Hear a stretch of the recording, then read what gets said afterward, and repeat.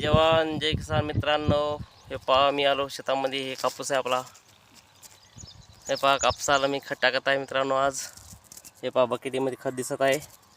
आज आम्ही 10-26-26 एक पावडर आणि एक किट असे 3 म्हणून खताचा डोस देत आहे मित्रांनो. काही दिवस पाऊस होता त्याच्यामुळे देता आला नाही. आता पाऊस उघडला आहे, आता टाकणं चालू आहे. तुम्हाला दाखवतो टाकताना. हे पहा असं उकरायचं, एखादं असं घ्यायचं मूठ आणि अशी टाकायची मित्रांनो. हे पहा हे उकरायचं, असं टाकायचं आणि भुजून घ्यायचं मित्रांनो सवय. म्हणजे कसं आहे, याच्यानंतर पाऊस जरी आला तरी खत वाया जात नाही.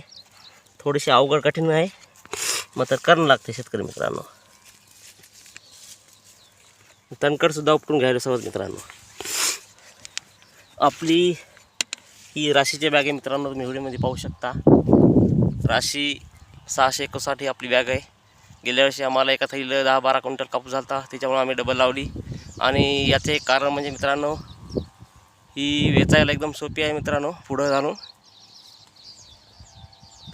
पहा आपला कापूस कसा आहे. हिरवागार कापूस आहे मित्रांनो.